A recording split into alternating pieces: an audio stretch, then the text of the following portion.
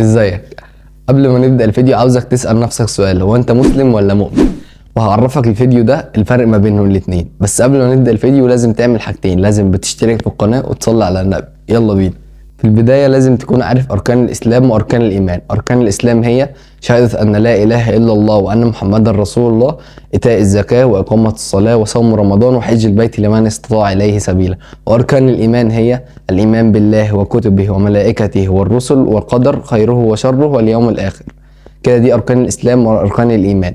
الفرق ما بينهم ان اركان الاسلام دي كلها افعال، انك بتؤمن بالله، بتقول اللي انت بتؤمن بالله، والصلاه برضه افعال، والزكاه افعال، وحج البيت افعال. والاركان الايمان، اركان الايمان هنا كلها حاجه بتكون نابعه من القلب، انت بتؤمن بالله وملائكته ورسله والقدر واليوم الاخر، وكل حاجه دي كلها حاجه نابعه من القلب. وده الفرق ما بين اركان الاسلام واركان الايمان. وهنا طبعا اركان الايمان دي حاجه اعظم واشد ايمان عند الله عز وجل.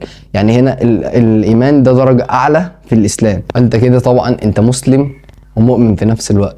انت هنا بتسلم بالله، وانت هنا بتقول شهاده ان لا اله الا الله وان محمدا رسول الله، بتقيم الصلاه وبتاتي الزكاه وبتصوم رمضان وبتحج البيت. ده كله دي الافعال بتاعتك.